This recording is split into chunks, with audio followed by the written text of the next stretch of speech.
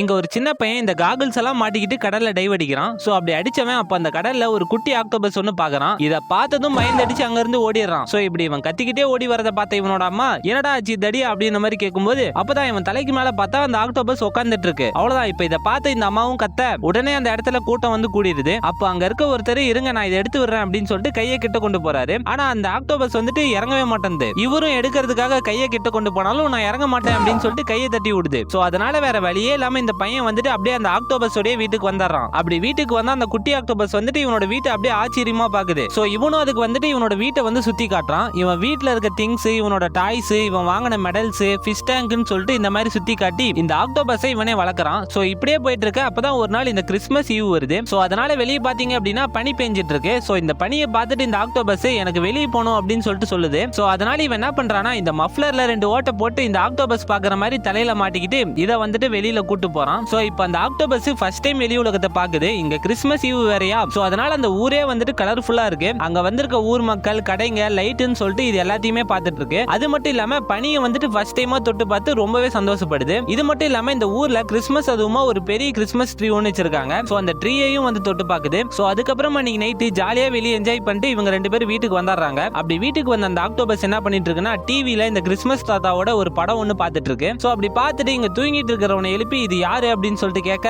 இவனும் கிறிஸ்மஸ் தாத்தானா யாரு அப்படின்ற ஸ்டோரியை சொல்றான். சோ அவரோட ஸ்டோரியை கேட்டதும் இந்த ஆக்டோபஸ்க்கு அவர்கிட்ட போகணும் அப்படின்னு சொல்லிட்டு ஆசை வந்துருது. சோ அதனால இவங்க 2 பேரும் என்ன பிளான் பண்றாங்க அப்படின்னா ஆக்சுவலி இன்னைக்கு தான் கிறிஸ்மஸ் நைட்டு, அதனால கிறிஸ்மஸ் தாத்தா இன்னைக்கு வீட்டுக்கு வருவாருன்னு சொல்லிட்டு அவருக்காக குக்கீஸ் எல்லாம் செஞ்சு வச்சுட்டு இந்த ஆக்டோபஸ் என்ன பண்ணுதுன்னா இவன் வீட்டுல இருக்க கிறிஸ்மஸ் ட்ரீல ஒரு லைட் மாதிரி அப்படியே ஃபார்ம் ஆகி நின்னுக்குது. இவனுக்கு வந்துட்டு இந்த ஆக்டோபஸை விட்டு பிரியறதுக்கு மனசே இல்ல. பட் இருந்தாலும் ஆக்டோபஸோட ஆசை இல்லையா, அதை நிறைவேற்றி ஆகணும் இல்லையா. சோ அதனால இவனும் ஒத்துக்க சோ இந்த மாதிரி ஒரு பிளானை போட்டு இவங்க 2 பேரும் வீட்டுல வெயிட் பண்ணிட்டு இருக்க இவங்க நினைச்ச மாதிரியா இன்னைக்கு வந்துட்டு தாத்தா வீட்டுக்கு வந்த சவுண்ட் கேக்குது. இந்த பையனும் உடனே ஓடி போய் ஜன்னல் வழியா பாக்குறான். அப்படி பார்த்தா அந்த ஆக்டோபஸ் வந்துட்டு தாத்தாவோட தலையில உட்காந்துட்டு ஜாலியா போயிட்டு இருக்கு.